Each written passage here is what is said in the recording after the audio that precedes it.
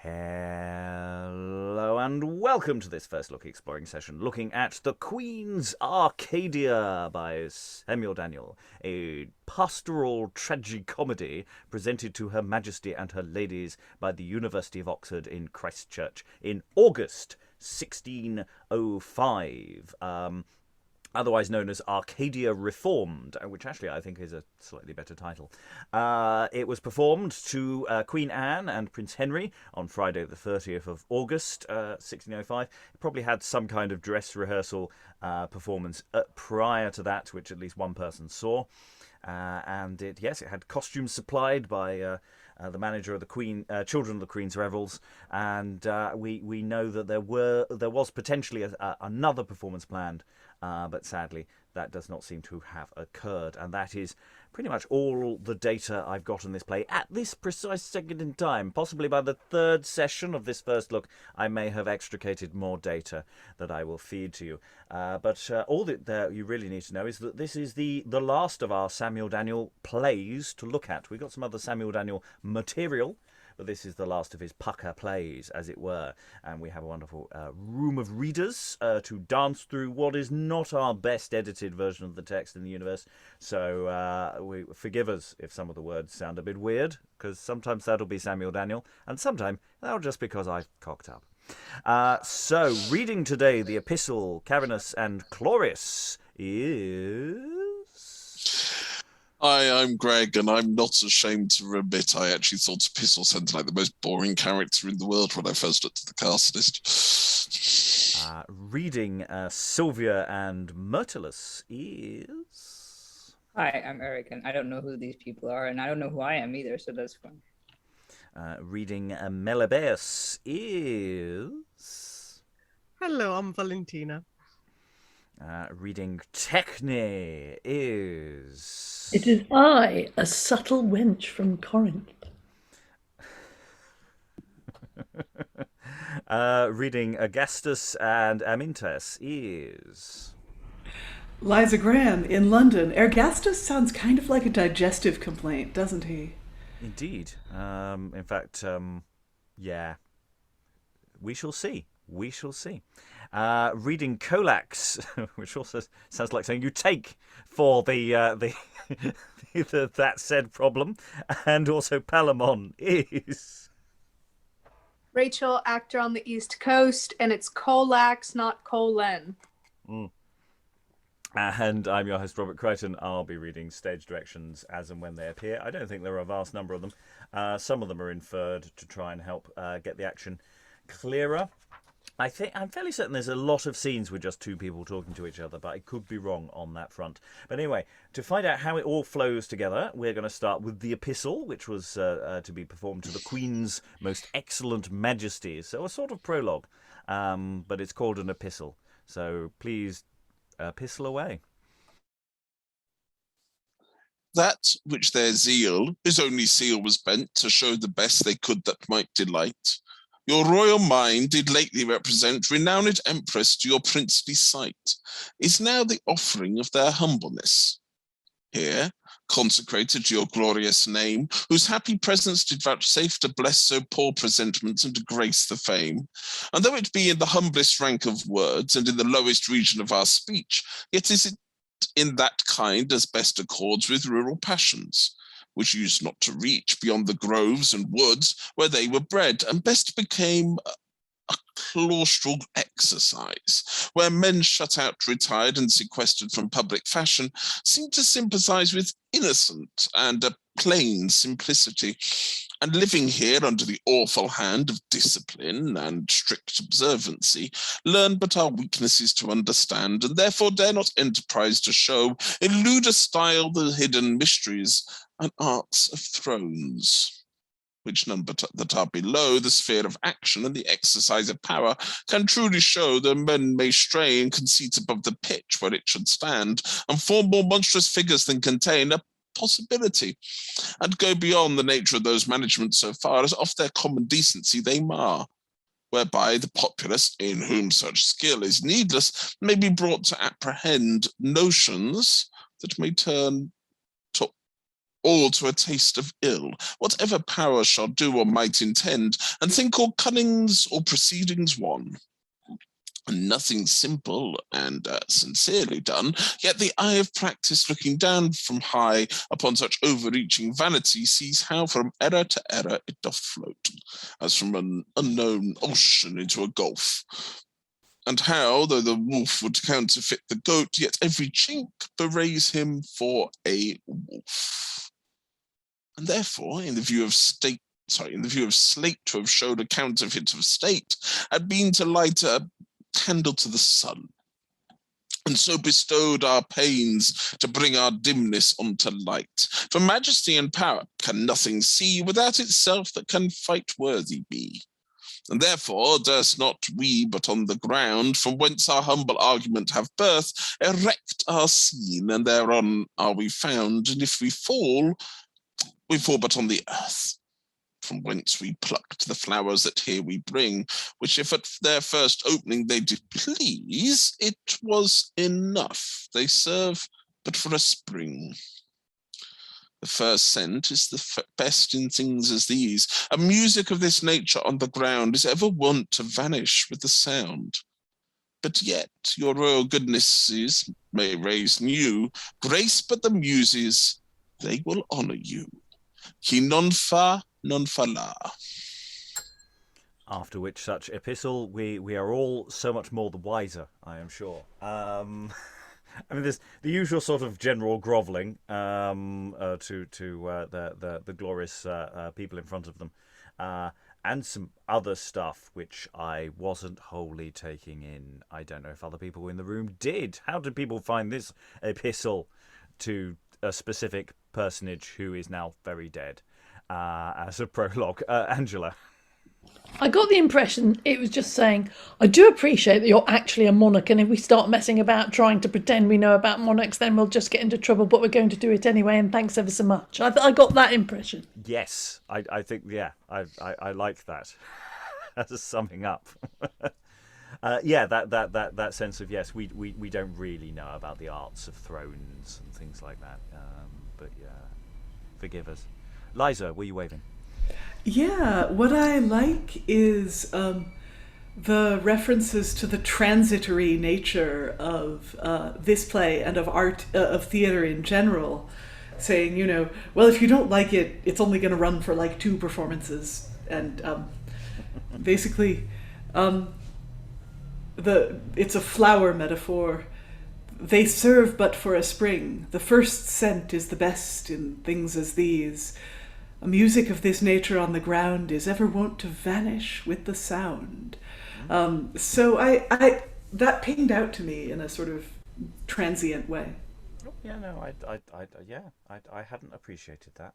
I liked that bit. Yeah. Okay, let's not linger too much on the throat clearing. Let's get to some action. So, Act 1, Scene 1. Enter Ergastus and Melibaeus. How is it, Melibaeus, that we find our country, fair Arcadia, so much changed from what it was? That was, thou knowest, of late, the gentle region of plain honesty, the modest feet of undisguised truth, inhabited with simple innocence. And now, I know not how, as if it were unhallowed and divested of that grace, hath put off that fair nature which it had, and grows like ruder countries, or more bad. Indeed, Ergastus, I have never known so universal a distemperature in all parts of the body of our state as now there is. Nor ever have we heard so much complaining of disloyalty amongst your younger nymphs, nor ever found our herdsmen so deluded in their loves, as if there were no faith on either side. We never had in any age before so many spotless nymphs, so much disdained with black report and wrongful infamy, that few escape the tongue of malice free. And methinks too our very air is changed, our wholesome climate grown more maladive. The fogs and the Cyrene offends us more, or we may think so, than they did before. The winds of autumn now are said to bring more noisomeness than those do of the spring. and all of us feel new infirmities, new fevers, new catars oppress our powers. The milk wherewith we cured all maladies has either lost the nature, or we ours. And we that never were accustomed to quarrel for our bounds, how do we see Montanus and Acresis intrinsive, how far the several sheepwalks should extend, and cannot be agreed to do what we can, as if some underworking hand strike fire to the apt enkindling tinder of debate, and foster their contention and their hate. And methinks, too, the beauty of our nymphs is not the same as it was wont to be.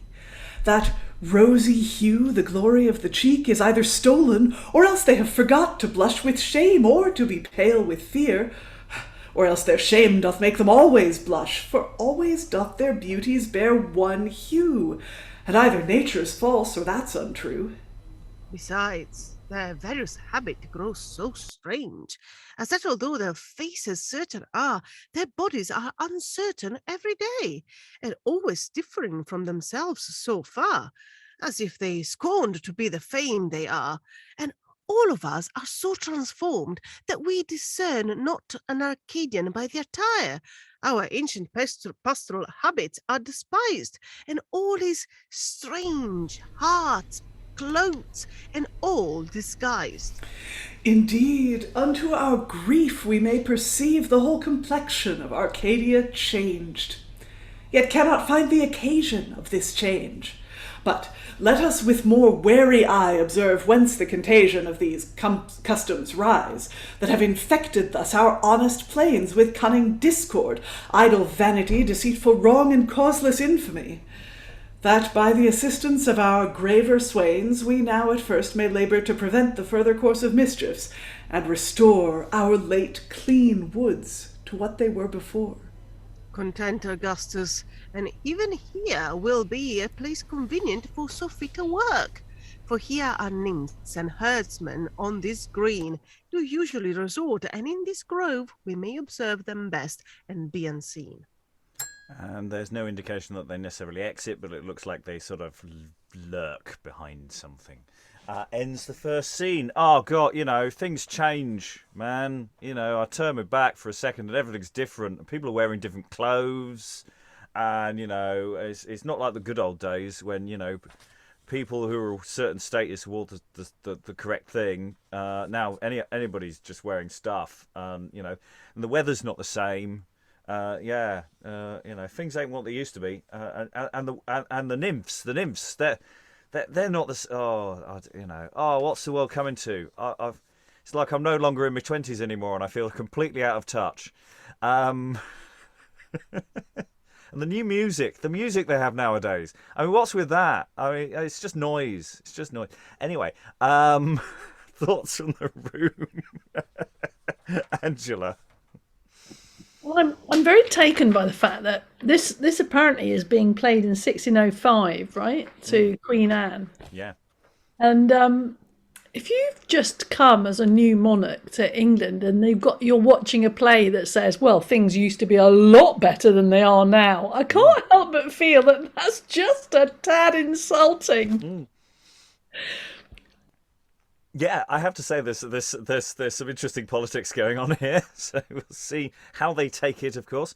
There's always the difference between playing something directly to a monarch and and of course we don't know where the play itself is going, so it might be people turn around and say, hey, change is a good thing.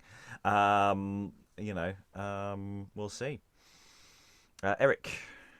Yeah, it seems to be saying the same thing that we had in the play this afternoon, where it was kind of like, yeah, change and variety are not good things. It doesn't mean just because you change something that you're gonna kind of enjoy it or whatever, which was a very different plot anyway. It's just interesting how it's these two sort of shepherds basically complaining about how things have changed, going back in the old days when things were good and so on and so forth. And it's just like, sort of, who are you to judge everybody else? Well, these are listed, at least in the listings we've got here, which I think are moderately of the period. that they are supposed to be ancient, they're supposed to be old figures. The question is, are they supposed to be figures of fun? Are they supposed to be a bit comically stupid and over the top? In which case, of course, the reverse is true, and therefore it's not insulting at all. Because you're supposed to be mocking their old school ways. We'll need more context to know the answer to that. Any additional thoughts before we go on? We can assume that these people now lurk behind a small shrubbery. Liza. Well, I'm flattered by the comparison. I wondered, I mean, picking up on your point of how seriously everyone's meant to be taken, I mean, we see a lot of complaints in plays in general about how, things were better before and the young generation are terrible and they're corrupting our pure bodily fluids. But yeah, I wonder just how seriously these two characters who open the play are meant to be taken, whether the degeneration of Arcadia is a serious problem or whether they're just being cranky. Yeah. Let's gather more data on this point. Possibly hiding behind a small shrubbery. I imagine there might be a lot of this. Act 1, Scene 2, as we've got it here. We have the entrance of Colax and Techne. Come, my dear Techne, thou and I must plot more cunning projects yet, more strange designs amongst these simple gross Arcadians here, that know no other world but their own plains, nor yet can apprehend the subtle trains we lay to mock their rural ignorance. But see, here comes 2 of their amorous swains in hot contention. Let us close convey ourselves here underneath this coverture, and overhear their passionate discourse. Colax, this place well such a purpose fits.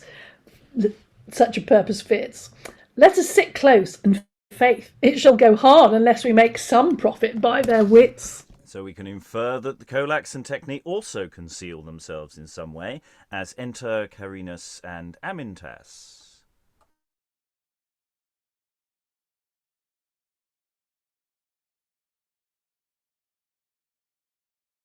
Muted at present, Carinus. Good job, I was muted at that point. Now, fond Amintas, how comest thou possessed with such a vain presumption as thou art to think that Cloris should affect thee best when all Arcadia knows I have her heart? And how, Carinus, canst thou be so mad, to imagine Cloris can or doth love thee, when by so many signs as I have had, I find her whole affection bent to me? What are those signs by which you come to cast and calculate the fortune of your hopes? More certain signs than thou canst ever show. But they are more than signs that I can show. Why then, let each produce the best he can, to prove which may be thought the likeliest man. Content, Amintas, and did thou begin? And I am well contented to begin. First, if by chance, whilst she at barley break with other nymphs do but perceive me come, straight looks her cheek with such a rosy red as gives the setting sun unto the west when morrow tempests are prefigured. Even so, that you prognosticate her wrath, which brings to thee the stormy winds of sighs. And if I find her with her fellow nymphs gathering of flowers by some sweet river's side, at my approach she straightway stands upright, forgets her work, and down lets slide her lap, and out fall all her flowers upon the ground. So doth the silly sheep forget to feed when it perceives the greedy wolf at hand. Oh, and if she meet but with my dog, she takes and strokes him on the head, plays with his ears, spits in his mouth, and claps him on the back, and says, "Come, come, Melibaeus, go with me." She may love what is thine, but yet hate thee. Whilst at a crystal spring the other day she washed her lovely face, and seeing me come, she takes up water with her dainty hand, and with a downcast look besprinkles me. That shows that she would gladly quench in thee the fire of love. Or else like love doth bear, as did the Delian goddess when she cast disdainful water on Actaeon's face.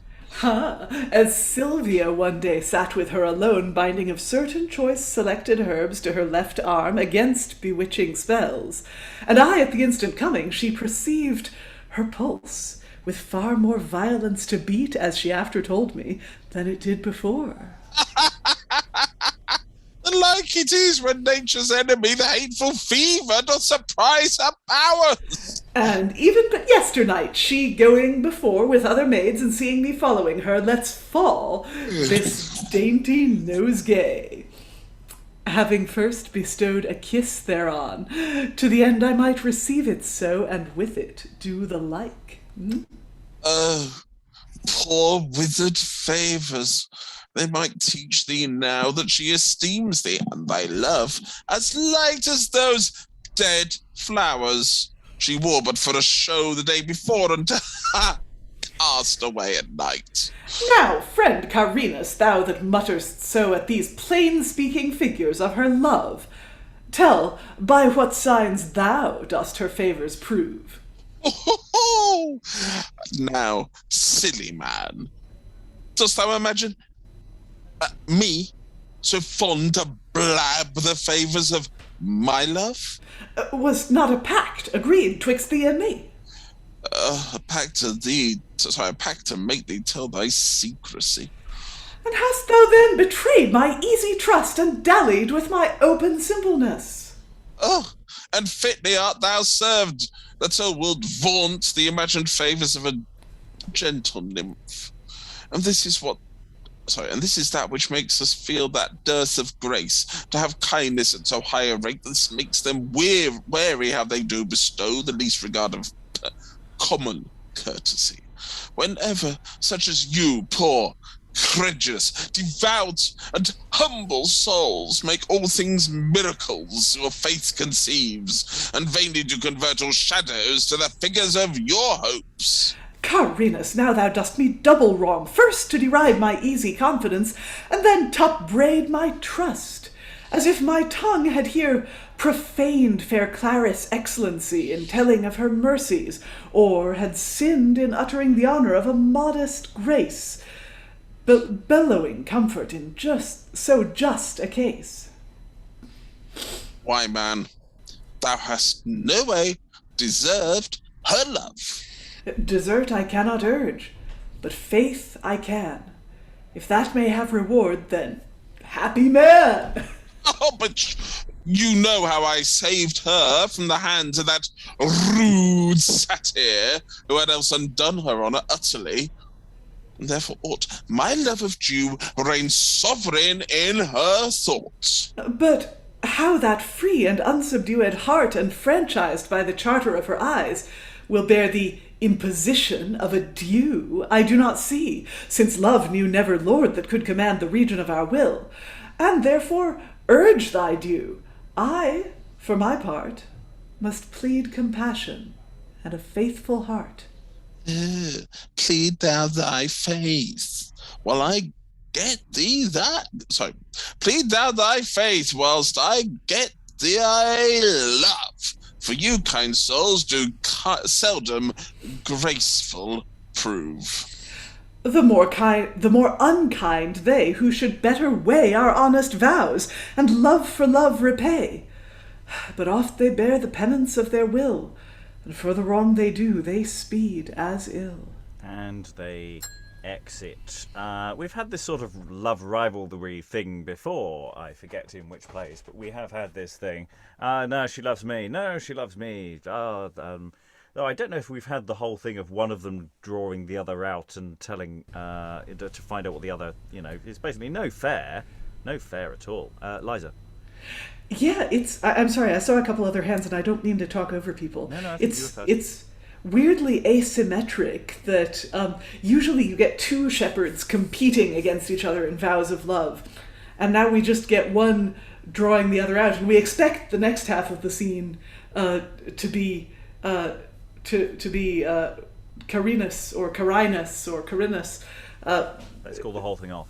Yes. We expect the next half of the scene to be him confessing his love, but no, he's just like, yeah, I just wanted to make you tell me all the information, and now I have it, and I am in control. Mwahahaha. Yeah. Some cunning shepherd action here. Eric. Yeah, it reminded me of I think it was the woodsman and the huntsman or something in Maid Metamorphosis, where they were like, oh yeah, she's coming with me. No, she's totally, gonna come with me. And she's like, obviously, the maid is just probably not even in the area kind of thing, or just like not even in the room, or just like walked on past them. I don't know, just kind of, that's the kind of thing that I was reminded of. Yeah, I think we've had some earlier ones as well, or some other ones doing similar games, but I cannot for the life of me remember where they were. Greg? No, thank you, Eric, because you picked the play. I was trying to remember which one it was, because I really felt that coming through in that. I mean, whichever one I was, now I've just completely forgotten which one I was reading. Yeah, Carinus. Just a lovely scene. Another one where you could just take it out of context almost. You don't need to actually it doesn't need to be in the play. It can be done anywhere and be a very, very funny one-upmanship scene. Yeah. And I love it. And also, following on from another scene which was relatively self-contained as well, of people complaining about things not being what they used to be. So there's those, but they are overlapping. You've got people overhearing things. In fact, Colax and Techne are going to return in a moment, having listened to all of this.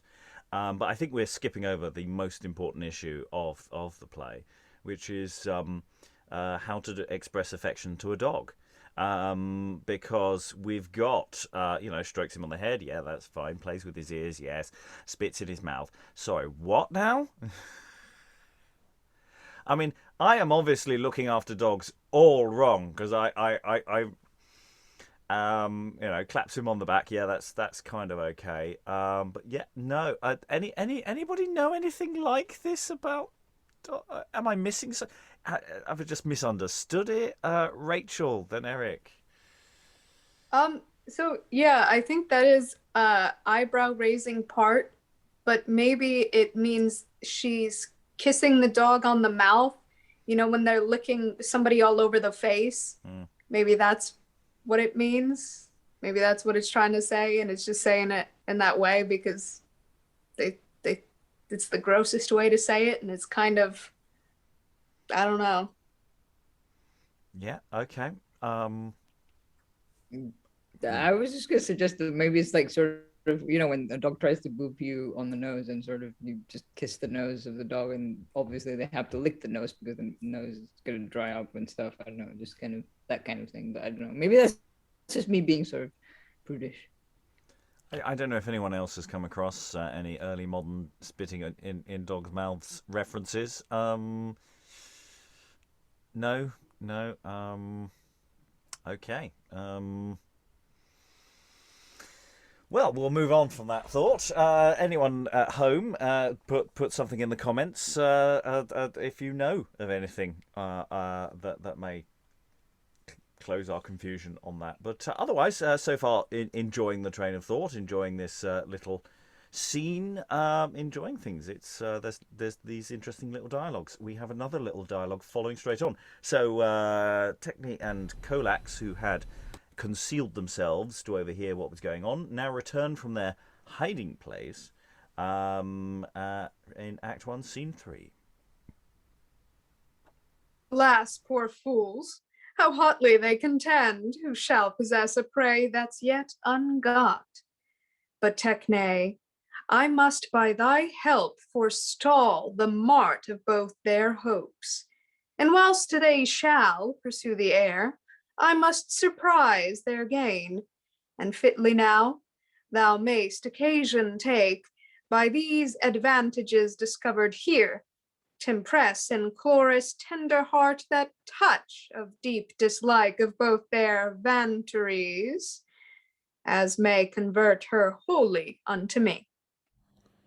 Why, will not you then Dorinda's love forsake, for whom you travelled so, and made me take such labour to entice her to your love?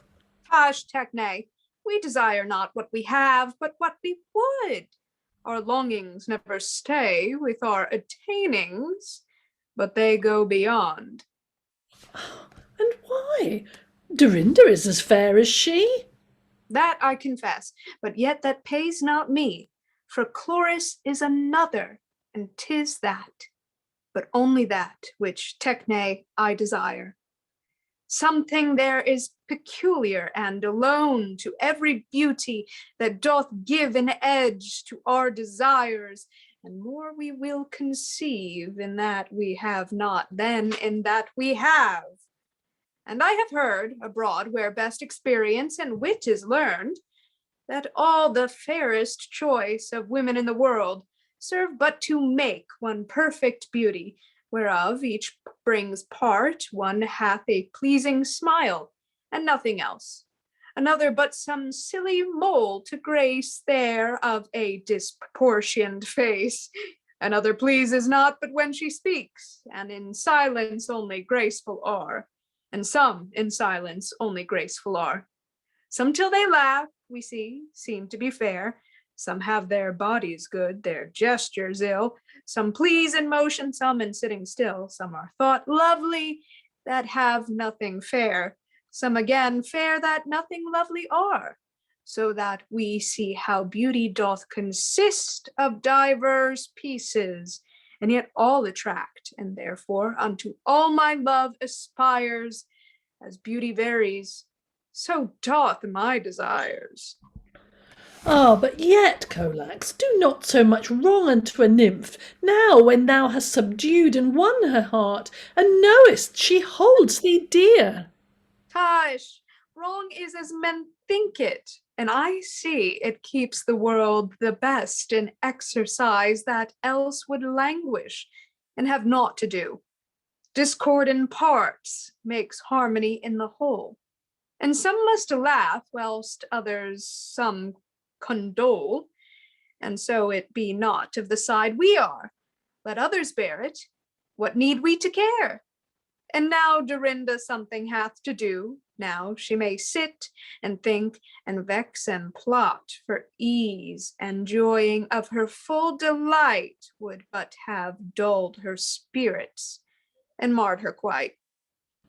Alas, yet I must pity her, poor soul in this distress, I being one myself of the frail corporation, and do know that she will take it very grievously. And yet, in troth, she is served but well enough. That would neglect Mirtillus's honest love, and trust strong protestations and new oaths, be won with guarded words and gaudy clothes. Well, well, Dorinda shall not wail alone. She shall have others to comfort her moan. For since my last return from Telos' court, I have made 20 of their coyest nymphs turn lovers. With a few protesting words and some choice complimental perjuries, I made Palamon to suspect the faith of his chaste Silvia, and chaste Silvia his, in hope thereby to work her love to me. I wrought coy Daphne to infringe her vow made to Menalcus, and I told her how those fetters which so heavily were laid upon our free affections only were but customary bands, not natural. And I think, Techne, thou hast done thy part here in this gentle region of kind hearts, since thou camest hither, for I see thou thrivest. Indeed, whilst I in Corinth did remain, I hardly could procure the means to live. There were so many of my trade that sold complexions, dressings, tiffanies and tires, devisers of new fashions and strange wires, bed brokers, night worms and compositors, that though I knew these arts as well as they, yet being so many we could get small pay. Here, but who but Techne now is all in all? Techne is sent for. Techne only shows new strange devices to the choicest nymphs. And I think Techne teaches them those tricks, as they will not forget again in haste. I have so opened their unapt conceits unto that understanding of themselves, as they will show in time they were well taught, if they observe my rules and hide a fault. Ah, well done, Techne. Thus must thou and I trade for our profit with their ignorance, and take our time, and they must have their chance. But pray thee, Techne, do not thou forget to lay a train for Cloris. So, adieu. Colax I will not, and the rather too, for that I bear a little leaning love to sweet Amintas, for methinks he seems the loveliest shepherd in all Arcadia yields, and I would gladly intercept his love. So, after this whole, oh no, she likes me best, no, she likes me best scene, we have, let us mess these people's lives up scene. As Colax says, no, I will try and win the hand of, or at least the affections of Cloris. And Techne going, oh, you don't want to do that. You've got Dorinda. And Colax says, well, to be fair, I've got lots of people. I've been about quite a lot. And Techne goes, yeah. He says, yeah, well, you've done things yourself. You're really good at messing with people. And Techne goes, yeah, actually, I am quite good at my job. You know, I can't say I'm not actually quite good at this kind of stuff. So, yeah, we've got sort of, I describe them as sort of vice figures here, at least people here to interrupt the goodness of Arcadia, I suppose. I don't know. What are thoughts from the room? Angela. She's a person who's like a dresser, isn't she? She can bring all these different kinds of dresses. When, of course, just now you've got all these weird, like, huge ruffs and stuff like this going on. So I guess that's what she's doing, is just she can help a woman hide her faults with fashion. Is that right? Yes. Liza. Well, I think it's important here that she's a Corinthian. And Corinth was famous for luxuries and courtesans. And it was insanely rich because all the ships went through the isthmus, and it had a famous temple to Aphrodite.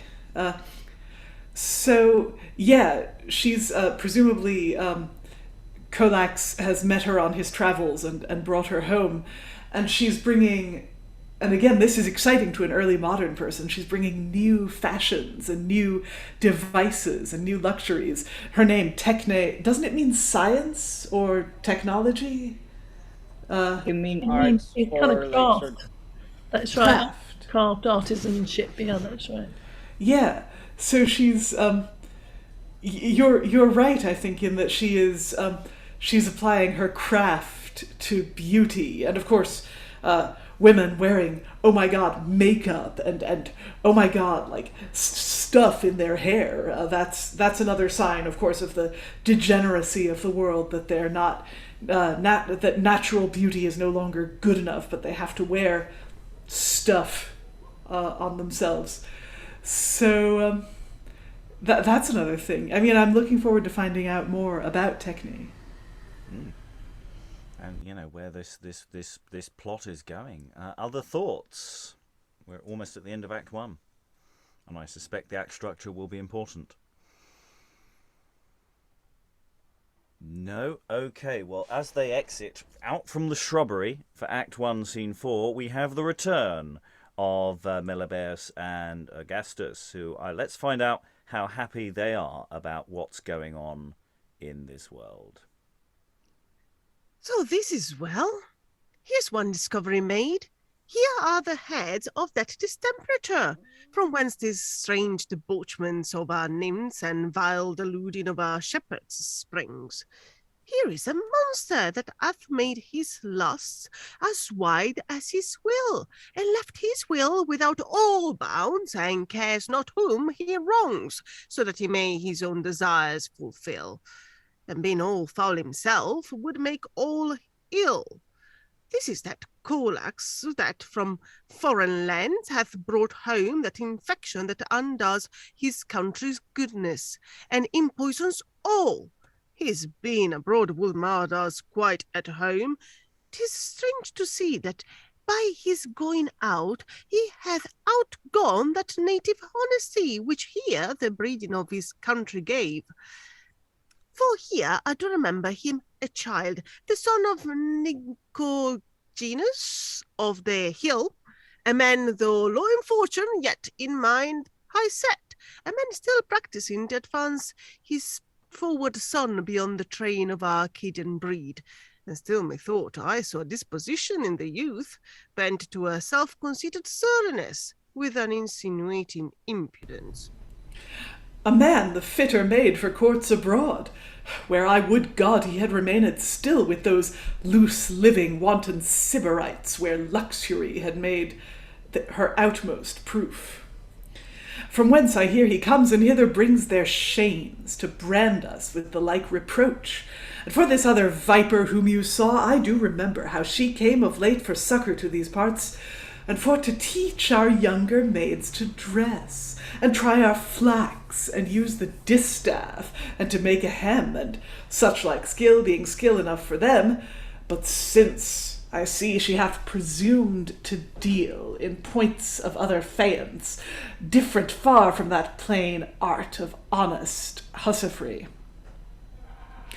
And as it seems hath often made repair unto the neighbour cities round about, from whom she hath this strange disguises got to abuse our nymphs, and as it seems desires to suit their minds as light as their attires. But we shall soon prevent this growing plague of pride and folly, now that she descry the true symptoms of this malady. And by this overture thus made, we trust we shortly shall discover all the rest. And so ends Act 1. And the idea of performing this before the incoming Scottish court does seem really odd. Because it does seem like that's where this is going. These people bringing ideas from abroad here is doing terrible things to the country. Well, we found the problem. That's what it is. People from foreign lands with poisoning infections and stuff. And, coming over here with clothes and fashion and stuff. Mind you, that's definitely not the Scots, because what they always complained about was the Scots came to sort of like rob the English of stuff because they were poverty-stricken. But it does make me wonder what would happen if you gave one of these characters a Scottish accent. That would really set the cat amongst the pigeons. Where's the Queen from? She's from Denmark. Denmark. Okay. Sorry. I knew it was Scandinavian, I just couldn't remember. Denmark, and yeah, she likes entertainments, doesn't she? She likes court masks and cunning devices and things. Yeah, I was going to say, it's feeling awfully pointed. Okay, well, maybe it's not. Maybe it's all fine. Maybe it's all approved. Officially appointed satire is fine. If you can sit in front of it and laugh and go, oh yes, of course, it's funny because it's true. Then it's fine. Maybe it's that kind of thing. Maybe it's not. Who knows? Other thoughts in the room? That was Act 1. We've sort of got a setup. We got some shepherds, quite like some ladies. We got vice figures coming from abroad with their clothes and their potential disreputable lifestyles, and we got some elder statesmen who are not keen on all this change thing. Eric. I'm just wondering how big the shrubbery is that they're hiding behind and don't end up like colliding with each other. think it's probably what we'll just call the set. I'm not thinking they're just standing behind a tree. I assume they basically just exit. And but maybe they're there the whole time making notes. Maybe you can see them through gauze with a notepad, every so often fuming about the latest new thing coming in. But of course, it could all be satire. We may be getting maybe it is. It's it's listed as a pastoral tragi-comedy, so lots of options there, lots of options. Okay, let's. Any other thoughts? Unless otherwise, we'll crack on with Act 2, which I may, in a sudden moment of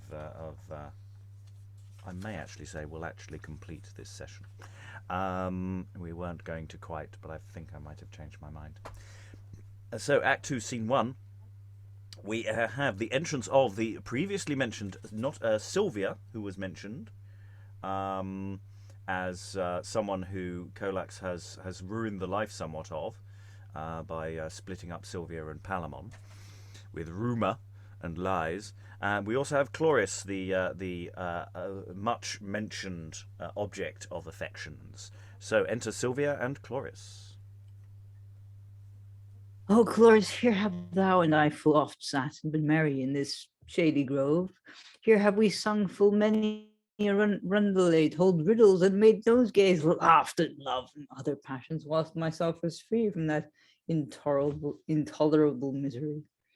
Whereto affection now emvassals me. Now, Cloris, I shall never more take joy to see or be seen with mortal eye. Now sorrow must be all my company. Why, Silvia, when should all this grief arise? I am undone, Cloris. Let that suffice. Tell me, sweet Silvia, how comes that to pass? Oh, Cloris, if thou be as once I was free from that plague of love, from that miserable plague of love, keep thee so still. Let my affection warn thy youth, that never man have power to move thy heart to liking. For believe me this, they are the most unfaithful, impious race of creatures on the earth.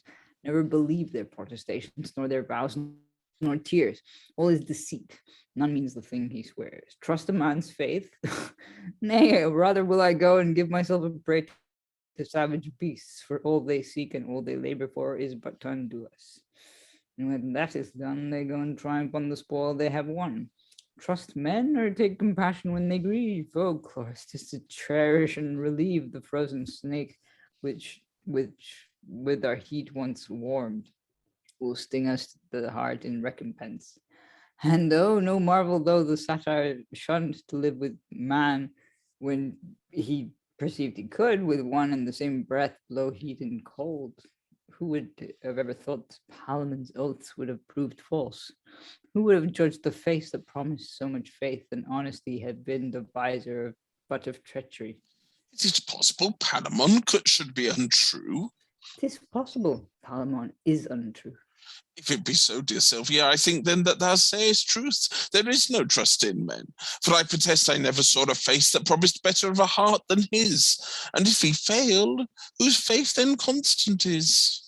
Oh, Cloris, if thou didst know but how long and with what earnest suit he sought my love, what vows he used, what oaths, what tears among, what shows he made his constancy to prove, you would admire, and then again to see how, although I loved him with my heart, stood out and would by no means urgent be to show the least affection on my part.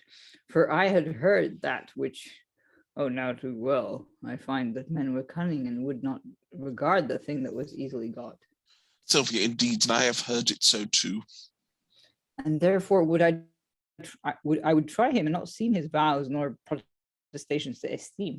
At length one day here in this self-same place, which I shall ever and good cause have to think on whilst I live, walking with me after he had urged me most earnestly, Silvia, said he, since oath nor vow nor tears nor prayers have the power to move, nor all that I can do can make thee know how true heart I offer to thy love, I must some other way try else to show the same, and make thy undiscerning willful youth know, though too late, perhaps unto thy shame, thy wayward error and my constant truth, when thou made sigh, and in grief of mind Palamon loved, and Silvia was unkind. With that, wringing my hand, he turns away, and though his tears hardly let him look, yet such a look did through his tears make way.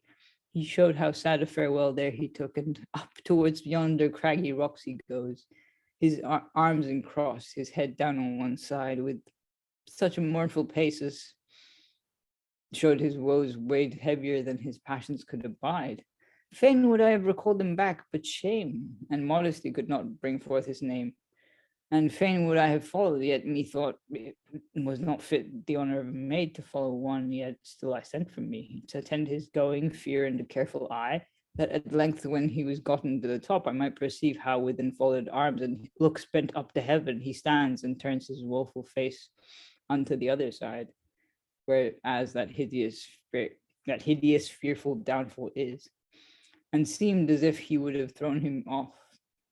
And as I thought, was now upon the point when my affrighted powers could hold no more, but pity breaking all those bands of shame that held me back, I shrieked and ran, God knows, with all the speed my feeble feet could make, and clambering up at length with much ado, breathless I got, and took him by the hand, and glad I had his hand, and was not come too late to have it. And I pulled him back, but could not speak one word, no more did he. Sense seemed to fail in him, and breath in me. And on before I went and led him on and down, conducted him into this plain, and yonder low, under that fatal tree. Look, Cloris, there, even in that very place, we sat us down, my arm about his neck, which love thou knowest held never man before. There only my tears did confer with his. For words we had none, it was enough to think, for passion was now too busy within, and had no time to come abroad in speech. And though I would have spoken, yet methought I should not, but my silence told him this, that told too much, that all I was his. Well, Silvia, I have heard so sad a tale, as that I grieve to be a woman born, and that by nature we must be exposed unto the mercy of inconstant men. But what said then Palamon in the end? Oh, what he said, and what deep vows he made, when joy and grief had let his senses loose. Witness, O gentle tree, under whose shade we sate the while. Witness, if ever maid had more assurances by oaths of man, well may you bear witness of this deed, for in 1,000 of your barks he hath encarved my name, and underwrote his vows, which will remain so long as you bear vows. But Cloris, learn this lesson well of me. Take heed of pity.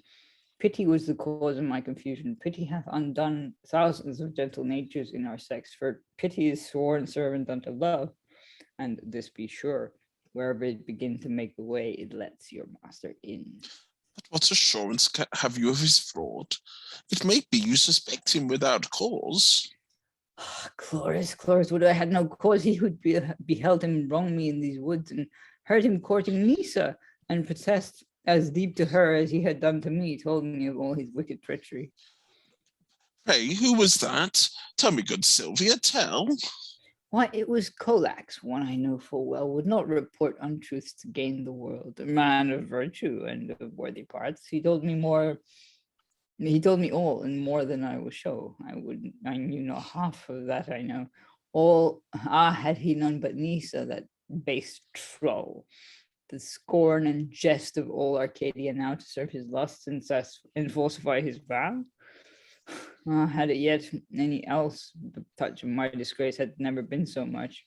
But to be left for one such as she, the stale of all, what will folk think of me?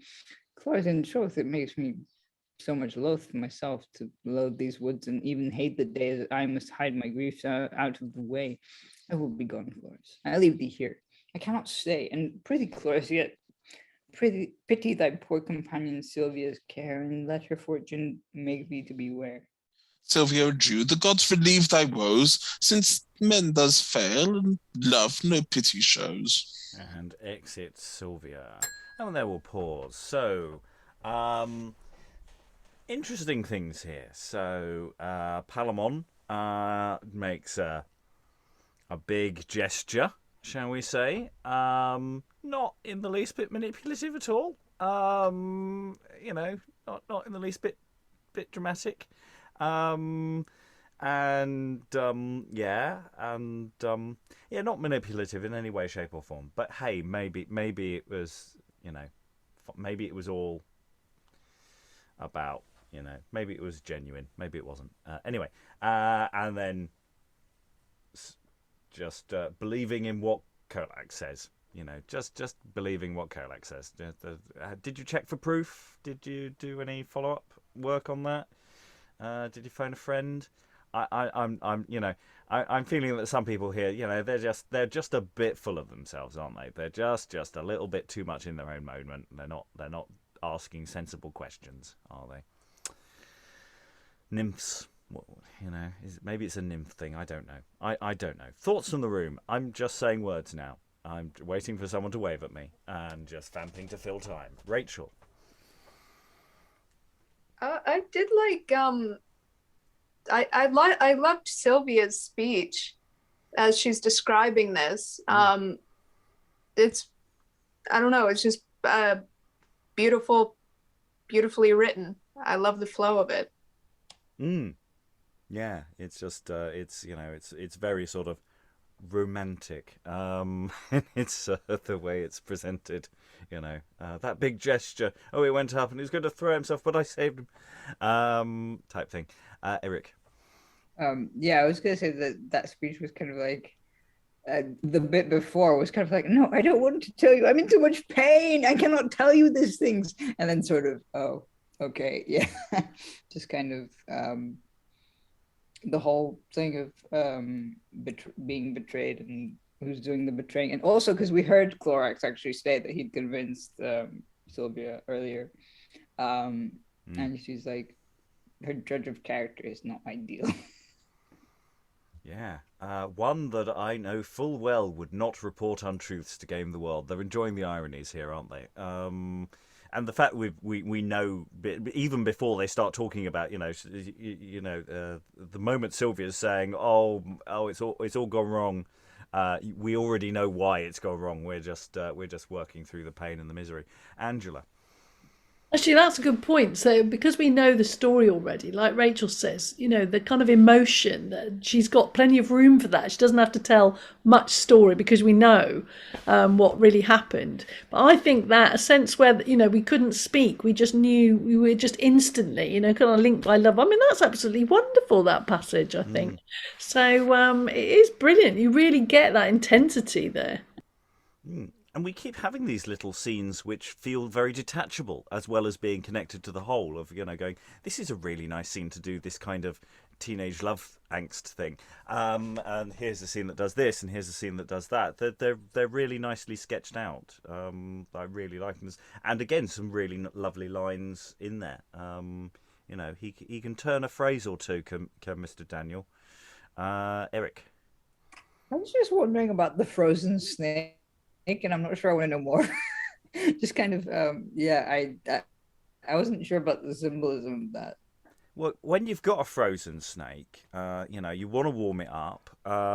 You don't want to put it in a microwave because that's bad. So you've got to warm it up by hugging it close to you. Get a bit of bodily contact going. But the snake will then bite you. So it's what do you do? What do you do?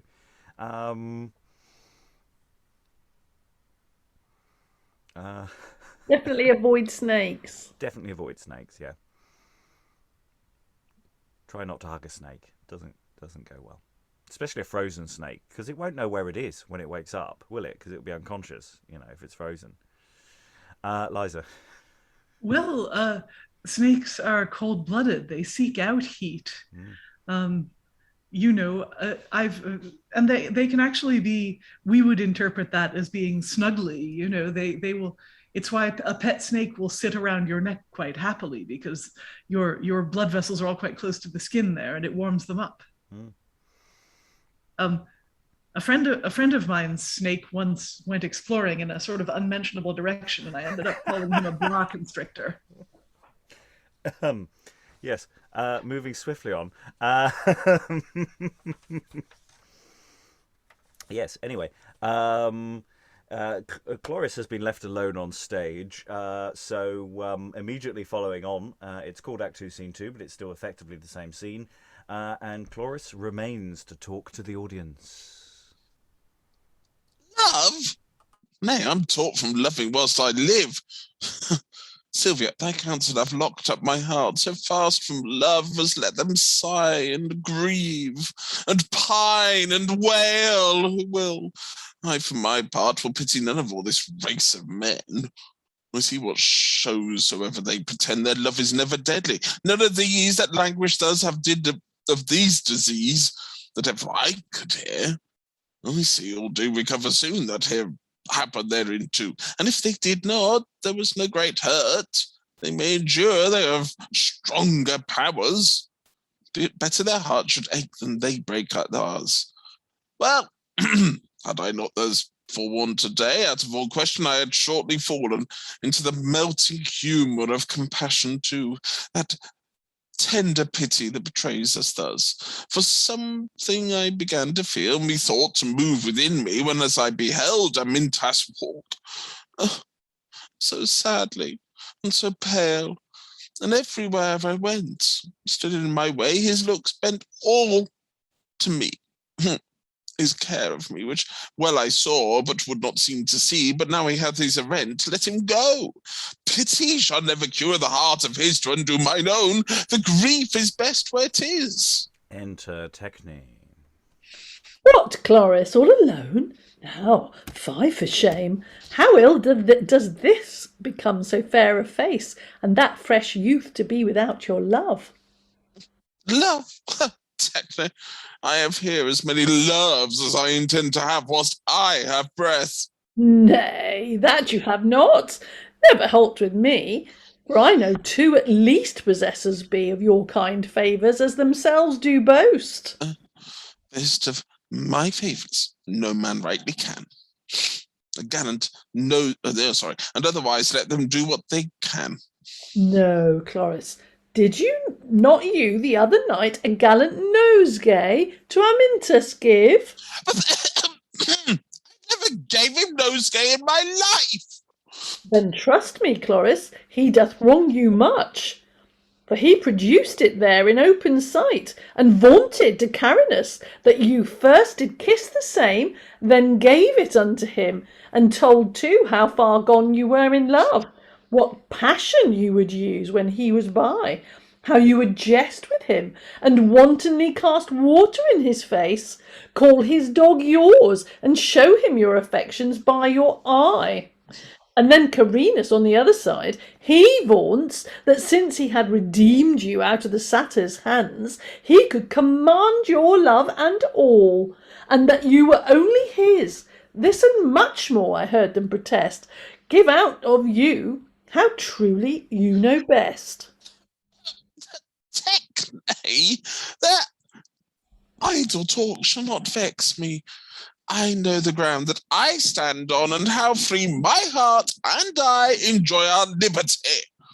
And if Amintas have interpreted my looks according to his own conceit, he hath mistook the text, and he shall find great difference betwixt his comment and my mind. And for his nosegay, it shall make me take more care hereafter how I scatter flowers. Let him preserve it well, and let him make much of his gains, he gets no more of ours. But thus I had been served, had I revealed the least regard of common courtesy to such as these. But I do thank the gods. I have reserved me from that vanity. For ever I suspected this to be the vein of men, and now this settles me. And for Carinus, let him vaunt what good he did from thee. He can but have again my hearty thanks, the payment for his pain.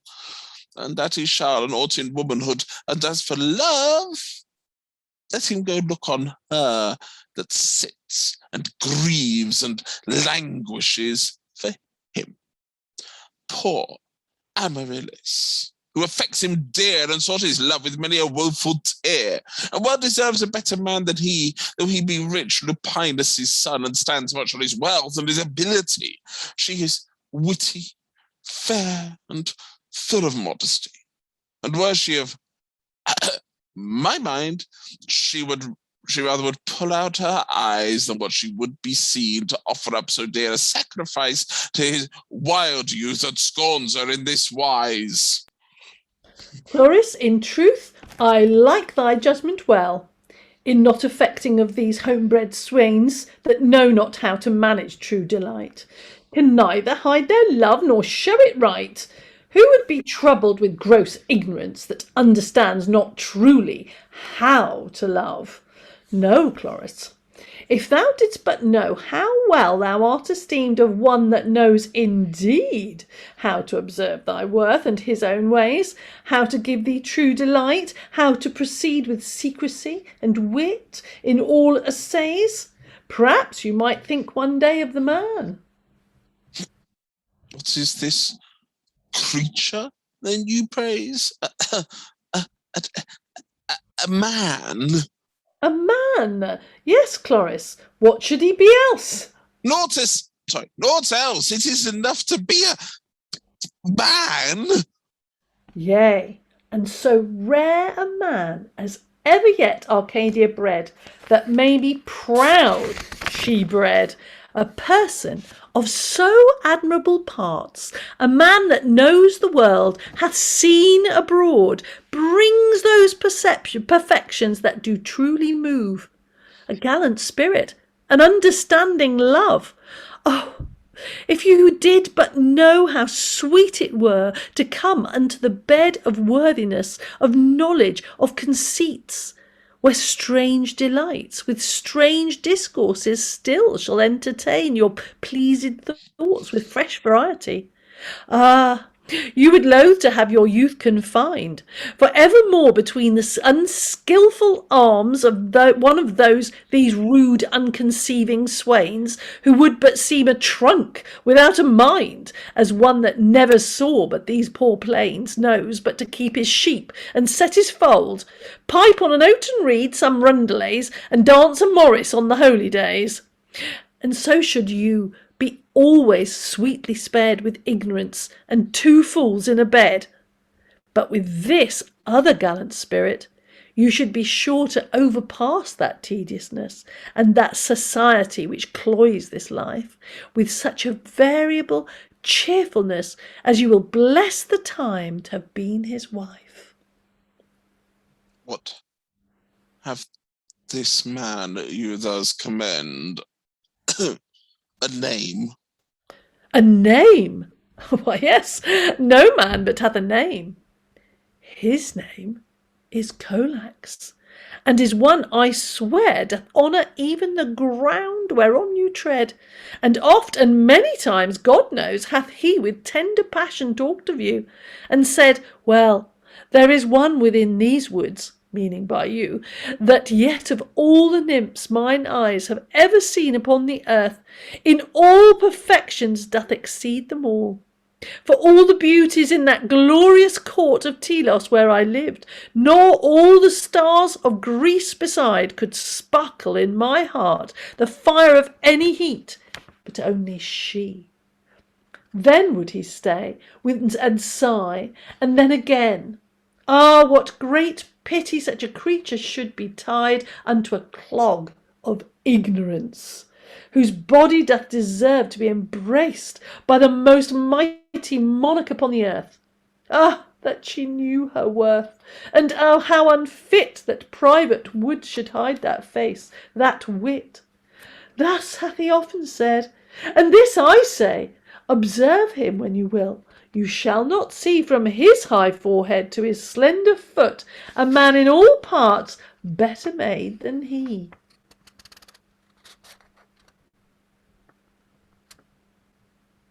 Techne, the praises that you give shows your own love, and if he be that man you say, 'twere good you kept him for yourself. I must not love impossibilities, Cloris. He were a most fit man for you. For me? Alas, Techne, you move too late.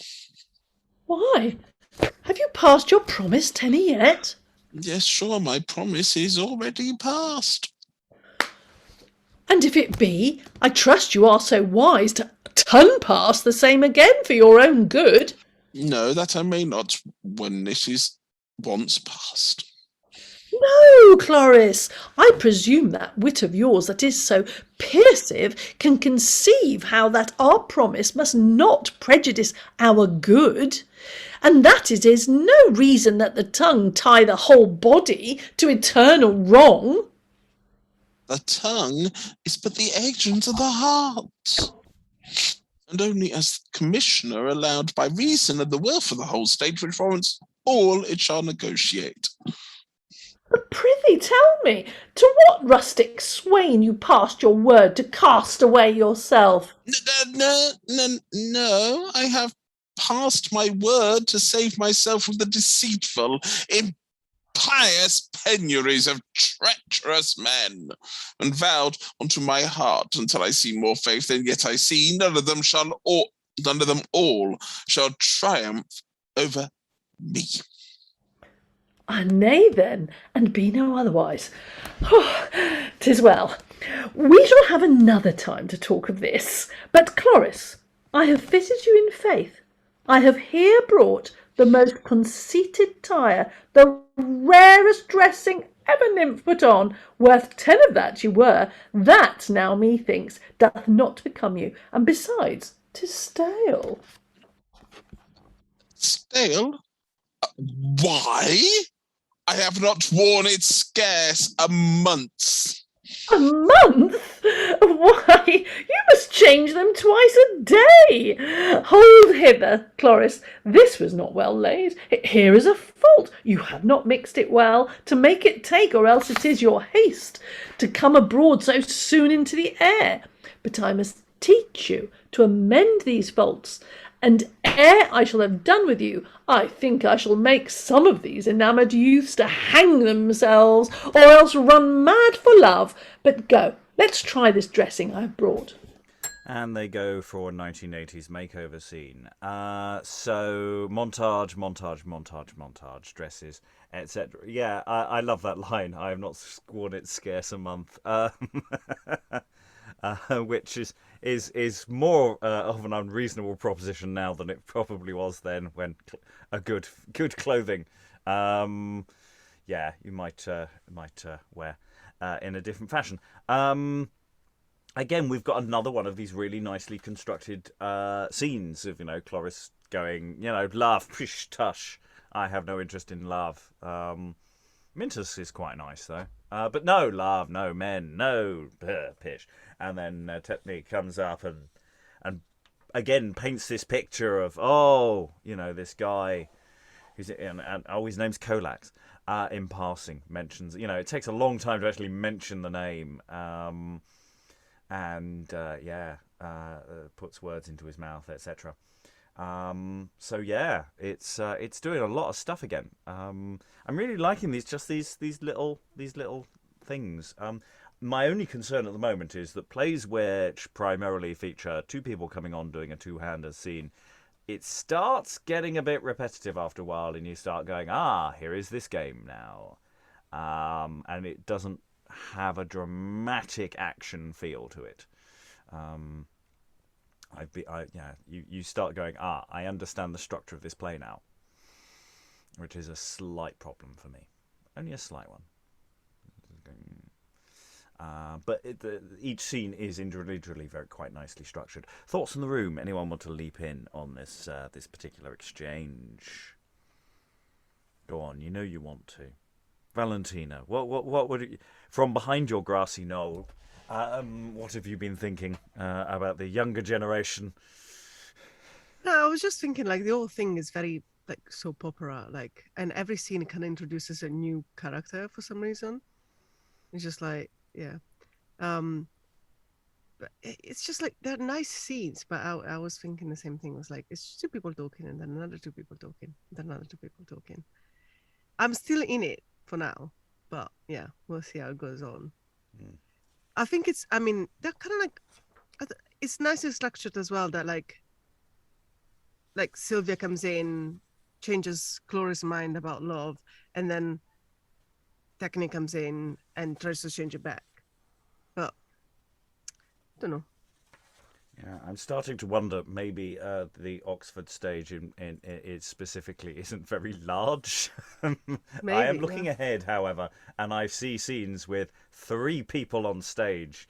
It's not for a while. Four. I found four people on stage. I mean, I don't know whether some of them. Oh, at the end. Oh no, loads of people on stage at the end. So okay, it's not a structural thing. Anyway, It's gonna feel like a crowd, maybe. Yeah. Might be a bit. There's a certain amount of dancing we're going to have to do when we get to the end of the play. We don't quite have enough readers to do it in a sensible way. Liza, I think, was waving. I saw other people waving. You'll need to remind me who was waving by waving again. Liza. Well, I actually I passed because I've forgotten what I was going to say. Excellent, Rachael. Yeah, about the these two-hander scenes. I've kind of get what you're saying about that. It seems to work, it felt like it worked for me for some of his other plays, but I don't think is really, pushing things in the same way with this one. Maybe because the genre is a little different, or I don't know, but I did like some of Techne's speeches in this scene.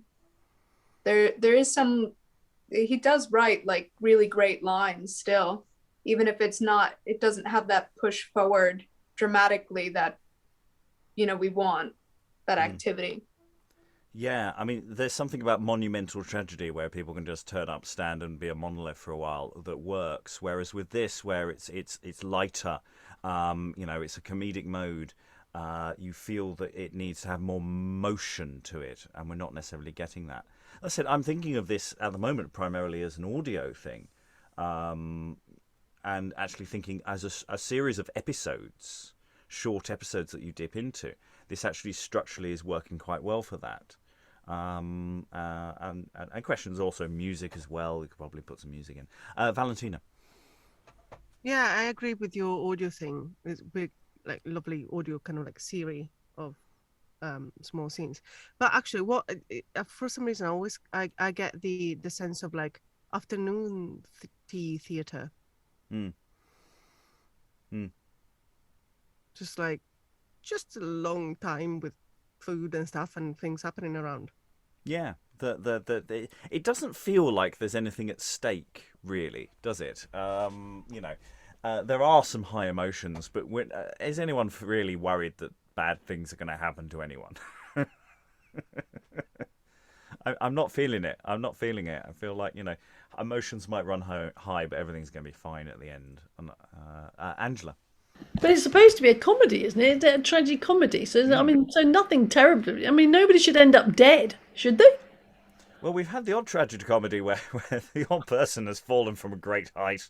But the thing about a tragi-comedy, I think this is a genre thing we're slightly behind the curve on in terms of time, is you do need to feel some sense of jeopardy that you then get the release of the comedy at the end that everything turns out all right. And at the moment, I don't feel like, Cloris is about to do something really dim. It's going to go a bit wrong. I feel very sorry for Silvia. Silvia's not having a great time. But, again, I feel like she'll get over it. I'm not feeling that these are actually deeply wounded people yet. Got to make it worse before I feel jeopardy.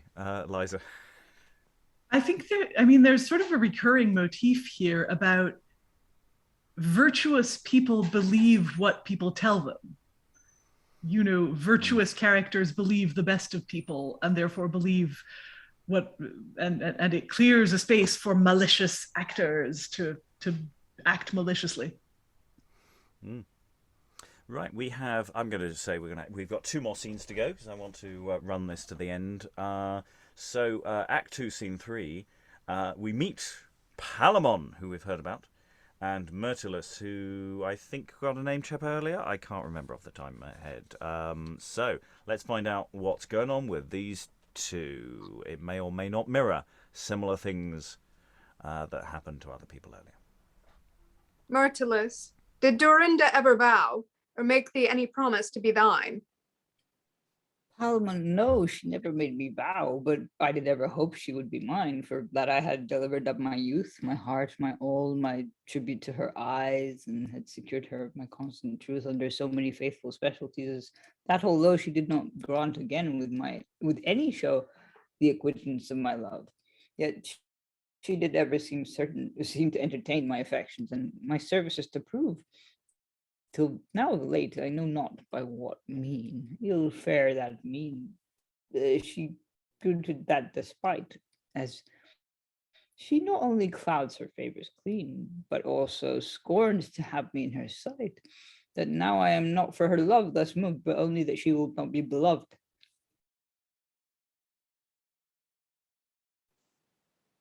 If this be all the occasion of thy grief, Mirtillus, thou art then in better case than I supposed, and therefore cheer thy heart, and good cause too, being in the state thou art. For if thou didst but hear the history of my distress, and what part I have shared of sad affliction, thou wilt then soon see there is no misery unless compared.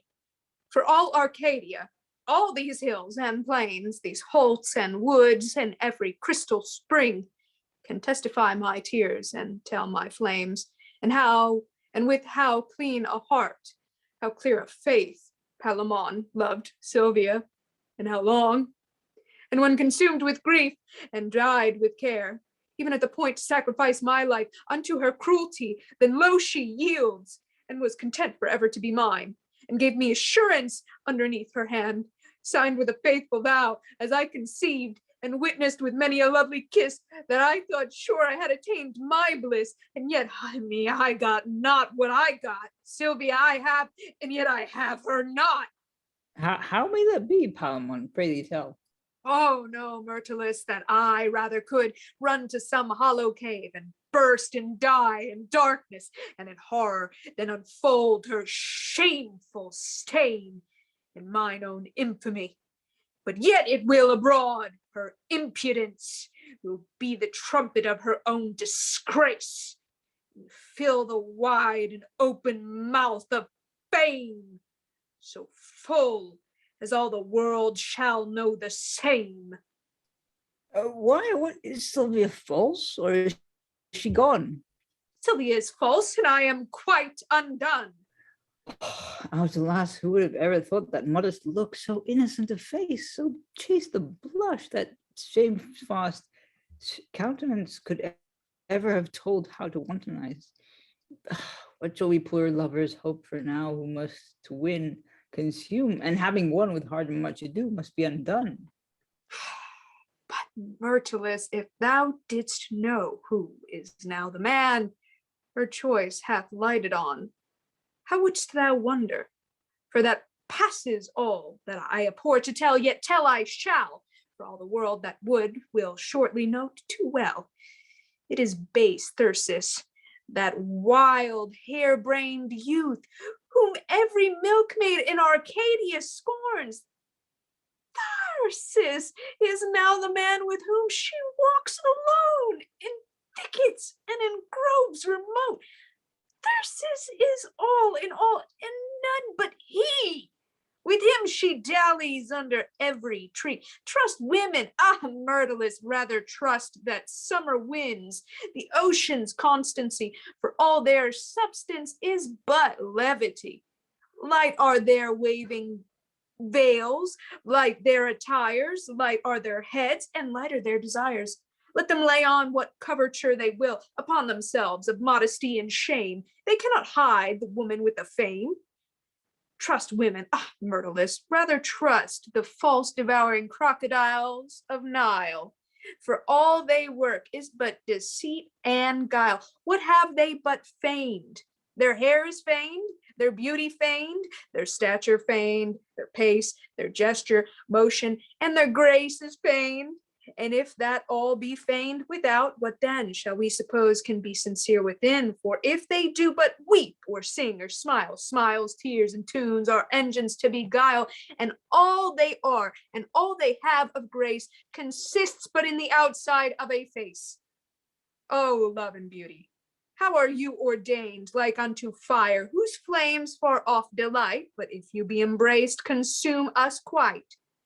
Why cannot we make at a lower rate a purchase of you, but that we must give the treasure of our hearts, and yet not have what we have bought so dearly for all that?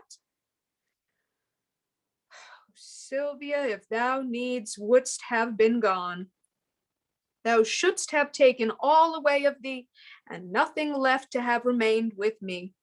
Thou shouldst have carried hence the portraiture which thou hast left behind within my heart, set in the table frame of memory, that puts me still in mind of what thou wert, whilst thou wert honest, and thy thoughts were fair, so that I might not thus in every place where I shall set my careful foot, confer with it of thee, and evermore be told that here sat Silvia underneath this tree, and here she walked and leaned upon mine arm, there gathered flowers and brought them unto me, here by the murmurs of this rusting spring, she sweetly lay and in my bosom slept. Here first she showed me comforts when I pined, as if in every place her foot had stepped, it had left Silvia in a print behind. But yet, oh, these were Silvia's images, and whilst her heart held fair, and she was chaste, now was her face all sullied with her fact. And why are not those former prints defaced? Why should she hold still in the form she was, being now deformed and not the same she was? Oh, that I could, Mirtillus, lock her out of my remembrance, that I might no more have Silvia here, when she will not be here.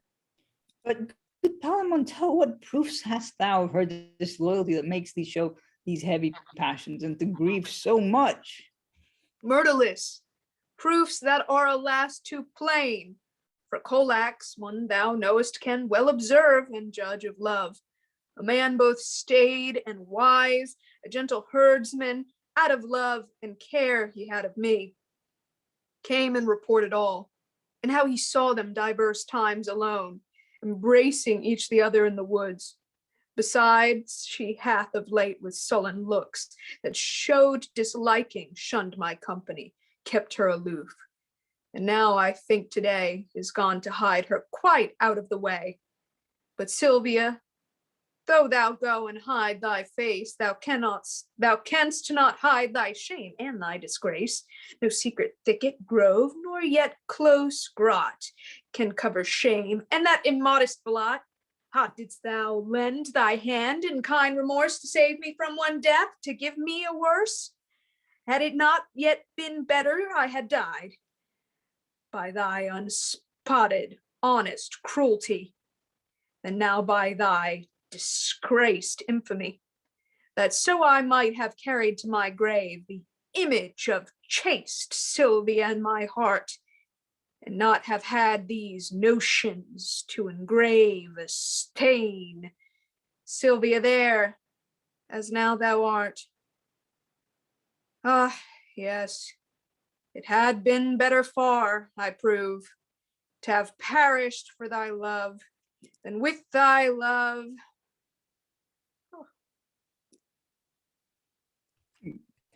Ah, good Palamon, cease these sad complaints and moderate thy passions. Thou shalt see that she may return, and these reports be found but idle fictions on uncertain ground.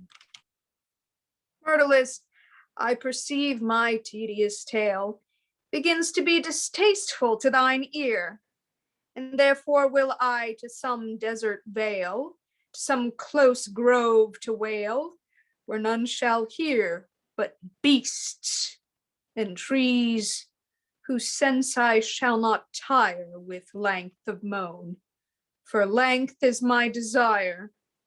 And therefore, gentle shepherd, now adieu, and trust not women, for they are untrue. Adieu, Palamon, and thy sad distress shall make me wait during those lost. Shall make me wait during this lost the less. For if I should be hers, and she proves so, better to be mine own and let her go. And they exit. And out of the grove come Ergastus and Melibaeus from their small shrubbery to conclude the act with their opinions as to what's going on there. So Liza stepping in for Act 2, Scene 4, which we weren't going to do today, but it makes no sense not to do it. Find out, what's your thoughts? Now, Melibaeus, who would have supposed that had not seen these impious passages, that ever monstrous wretch could have exposed two honest hearts to these extremities to attain his wicked ends? By having wrought first in unto their easy confidence, away by an opinion to be thought honest, discreet, of great experience, without a mask, whereby we see open-faced villainy. Without a mask, no mischief could have done. It was the coverture of honesty that laid the snare, whereby they were undone. And that's the engine that confounds us all, that makes the breach whereby the world is sacked and made a prey to cunning when we fall into the hands of wise dishonesty. When as our weak credulity is racked by that opinion of sufficiency, to all the inconveniences that guile and impious craft can practice to beguile. And note, but how these cankers always seize the choicest fruits with their infections, how they are still ordained to disease, the natures of the best complexions. It's true. And what an instrument hath he there got to be the agent of his villainy? How truly she negotiates and doth plot to undermine frail imbecility. How strong these spirits combine them in a knot to circumvent plain open honesty. And what a creature there is to converse with feeble maids, whose weakness soon is led with toys and new disguises to reverse the course wherein by custom they were bred. And then what fitness too her trade affords, to traffic with the secrets of their heart and cheapen their affections with fair words, which women straight to women will impart, and then to see how soon example will disperse itself, being met with our desire. How soon it will unkindle other zeal, like naphtha that takes fire by sight of fire? So that unless we run with all the speed we can to quench this new arising flame of vanity, and last it will proceed to undo us, ere we shall perceive the same. How far already is the mischief run, before we scarce perceive it was begun. And thus closes Act 2. And the sort of chorus-like quality of Ergastus and Melibaeus is becoming clearer with every time, in the sense that one increasingly goes, I'm not quite sure actually what they're talking about. Which is the typical function of a chorus. Valentina. Yeah, sorry, it's just really frustrating. Are they ever going to do something about it? I think not. I think they're just sitting there making a report. They're not allowed to interfere or anything. Just no is the answer, because then there wouldn't be a play, would there? They may do something later. They may interact with other characters at some point. When the budget allows it, or something. Rachael. They're the two old dudes from the Muppets. Yeah. That's Liza. Yeah. I just realized I can't say what I was going to say. Beware of duck. Go on. Okay, excellent. Eric. I was going to say that it's kind of like sort of Gammergurten's needle, but like sort of they're not looking for the needle. They know where it is, but they just don't care enough to sort of move it. And it just, they're all sort of trusting that it's going to work itself out with Colax, when obviously everyone's listening to Colax. Why are they listening to Colax? It's like Hodge. Why does anyone listen to Hodge? Not Hodge. Dickon. Yeah, I mean Palamon. Yeah, it's fascinating. You know, you've got Mirtillus who's going, "Hi, I'm here to give you a prompt to do what you've got to do in this scene. Would you like to tell me why your sadness is more sad than my sadness?" And Palamon lets rip with this aria of misery, and why women are not to be trusted. And there's a lot of and you know he is in a bad place, so we can give him a certain amount of going, okay, you want to let rip, you can let rip, but he let rip for a very long time, and there does come a point of going, yeah, Palamon, you got some other issues you'd like to talk about? I'm sorry, we only have an hour this session. I think we need to bring you in for more on a regular basis for House Tuesdays. So yeah, other thoughts. Was when Rachael, you first let rip with Palamon, it was working really, really nicely. I have to say there were some really nice lines going on there. Rachael, I'll go to then Eric. No, I was just going to say that section I think is written really well because it's easy to jump into because he's having a post-breakup. He misses her, he loves her, he hates her all at the same time. And it's like, okay. Yeah, because he's constantly talking about, you know, I have this image in my head and I want to rip it out and I can't, and, you know, of all the happy times and, you know, so there are bits in there you sort of go, yeah, I can go with that. And you know, and he's got some really good lines in there. As invective often is very easy to write good dialogue for. Eric. Yeah, no, I was just gonna say that it's very much that thing of, please tell me more. It's been like 3 pages, or however long it is. Yeah, but it's just interesting how that gag works. Sort of. Like it works for tragedy quite well sometimes, but then like for comedy, it doesn't.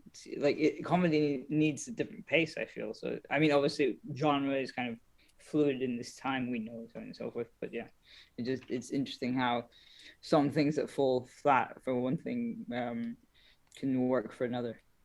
Well, it's the way, you know, Mirtillus has these sort of very pathetic lines of, you know, hey, it might be fine. You know, just give it, you know, which is a very, and you know, there is a sort of very teenagery quality to, you know, to all of these you know, of just going, you know what, give it 5 minutes, maybe everything, you know, just talk to each other, maybe. And actually, Palamon has got one thing in his favour, is that Silvia. It's not that he hasn't gone to talk to Silvia. He can't find Silvia. She's not answering his texts. And you know, there's nothing coming back. So maybe he's just gone into this mental tailspin thing going on here. I'm not completely going to try and exonerate him, but I've got to try to a degree, because it's my job to play devil's advocate for characters, even though sometimes it's really hard work. Eric, then Rachael. Yeah, but also he threatened to throw himself off a cliff. You know, he is such a drama queen, isn't he? Yeah. I know, right? Rachael. No, I was just going to say that part about the texts and the messages that wasn't in this scene. I think it was the one before, right? And it was Silvia who said it. That's it. I know they don't mean it to sound as modern as it sounds, but that was just so fantastic, just for the pure coincidence of how we refer to things today. Yeah, I just thought it was funny. Yeah, and I also think, you know, out of all of this pain, there is some good, because Mirtillus goes, well, look, actually, I don't feel as bad about my loss, because, you know, you won. Congratulations on the misery contest. You succeeded in beating mine, because, you know, I'm just a bit sad about the person I've lost. Doesn't feel as bad. So, yeah, Eric. So basically, in this context, Colax is the foreign kid, because like it's just interesting how like it ties back to Colax not being from Arcadia, or like sort of Techne not being from Arcadia either. He is from Arcadia. It's just that he's gone away and come back. Yeah. But it's just kind of, it's interesting how like they sort of try to tie that in with like teenage love plot things and like racism and just kind of Right. We are into final thoughts as we go into extra time. We're about a third of the way through the play, maybe slightly more than that. Final thoughts about how it all functions, how it works, how to put it on in some way, shape, or form.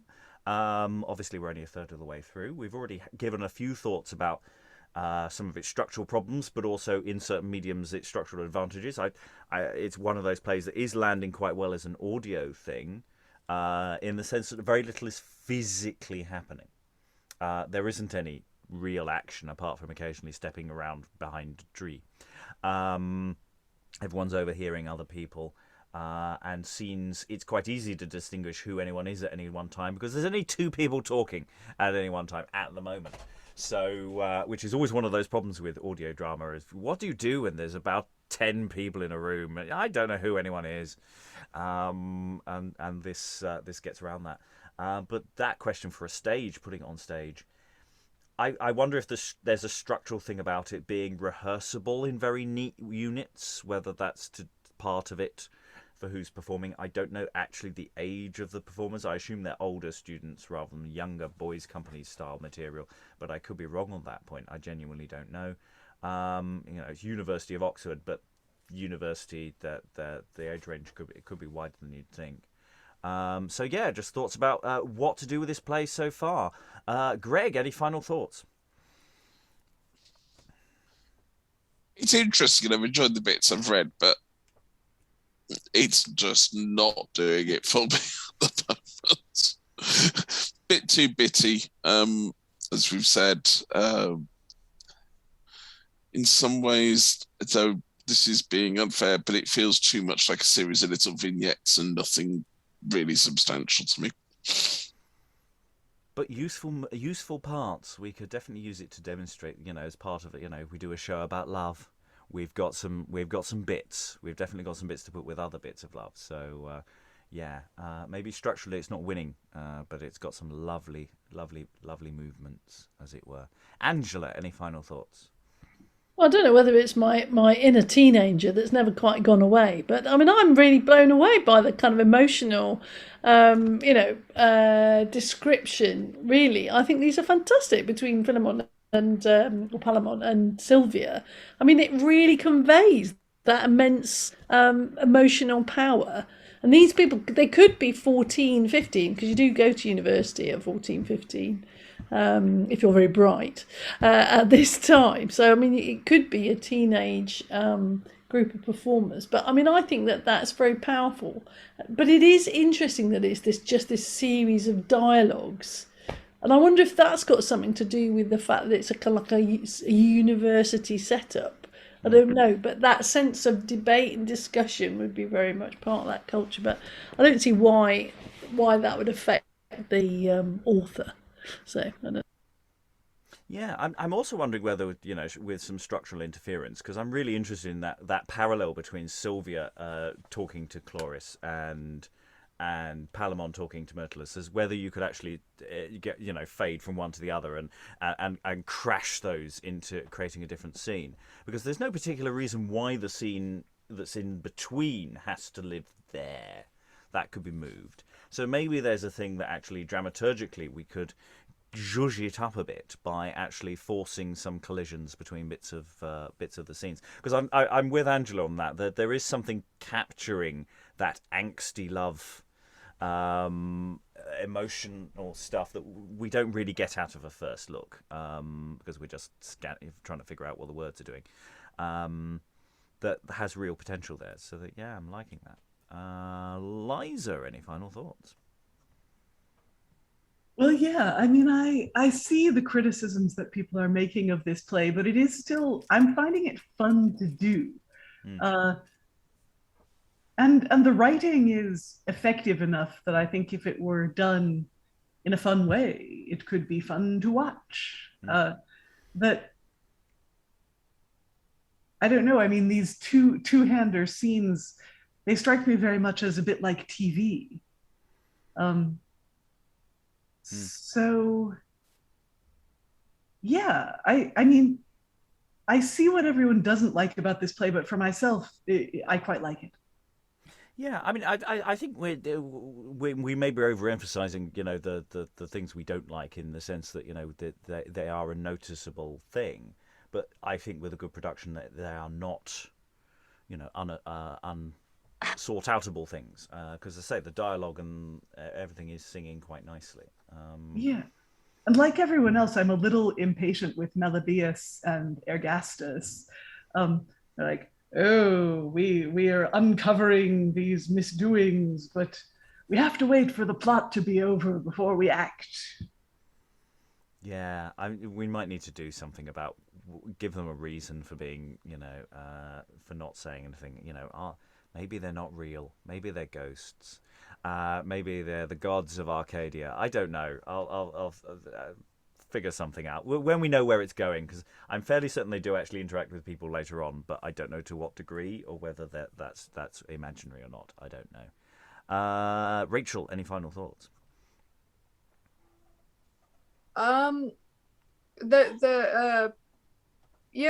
There's certain parts that you were bringing up that made me say over and over again in the chat, like, did Samuel Daniel not want his job anymore? Like, when he's throwing these little satirical witticisms, I guess, that would be very pointed at the Queen. Potentially. We don't know for certain. Yeah. I don't know. There's the words themselves are wonderful because it's Samuel Daniel. It's not number one so far on my list of things that we've read by him, but I'm not hating it completely, because there's these little fun bits that come up. Yeah. Well, third is quite good. Because there are only three to work from. But it is the most light-hearted of the three, so maybe we're just really deep down blood and guts people. Eric, any final thoughts? Nobody's died yet. Well, it's not a play, really, if nobody's been brutally skewered and had their deaths described in endless detail. Sorry, Eric. No, I was just going to say that because we were talking about how the Queen might have taken it at that time. Didn't Daniel get banned at some point? Like, he slipped the Philetus in a drawer or something, or was that something else that we were reading last week? No, there was some hint of trouble. I don't think it fully fledged into proper trouble, but there was definitely letters were written to Parliament type of stuff. Because then, like, the dating of this play would make it very interesting. Sort of, I mean, 1605, and then like the previous one was, I think, 1602 to 1604 or something, or 1606. Something. Yeah, it's complicated because it sort of gets printed later, so it's sort of post this, even though it's pre this, if that sort of makes sense. Yeah. It's just interesting because like they are quite similar in terms of like sort of like wanting what you can't have, but then this is like the comical side of it, sort of. I don't know, just it's sort of interesting when plays tied together, and in my head, and yeah, I don't know, I'm sort of enjoying it. So curious to see where it goes. Kind of sad that I won't be here for the last session. Well, we'll send you notification as to what happened. We'll let you know. Valentina, any final thoughts? I think they're very fun character to play because they have no doubts at all. So it's rare that you get a character that is so single-minded after a certain age. So yeah, I think there's something that can be done with this. I agree with you about the audio stuff. For some reason, it reminds me of The Archers, but I've only really listened to one episode of it, so I'm not entirely sure what's going on in my head. Yeah, I think something can be done with it. I think it's good material. I'm not convinced it's a good play. Are simple tales of Arcadian folk. That's what this play is. There was someone was it Liza who said earlier? You know, the thinking television, the way that you're framing a couple of faces in close up. Maybe another way of thinking about it, that it might make a nice little web series. Relatively cheap to film because you just find some trees. You know, it doesn't have to be many trees. You can pretend it's a forest. You just need a small shrubbery, and you're ready to go. Any additional thoughts anyone wants to throw in? Otherwise, I will close the session. So we're a third of the way through. There's still a long way to go. We've got scenes. I can promise you scenes with more than two people talking at the same time. It will get more complicated as it goes on. I know. Eric. I was so excited though. Yeah. I was just gonna say, wasn't it like sort of? It is kind of like those old like Roman comedies where they've got like only 2 or 3 people. So maybe it's based on something like that. Or, I don't know. Maybe. These are all sort of slightly neoclassically kind texts, though they probably have enough actors to do what they want. I don't think that structural kind of thing is fully coming into play, but who knows? So, till then, all that remains to thank all these wonderful readers for all their wonderful reading. Thank you very much, and goodbye. And yet, I got not what I got.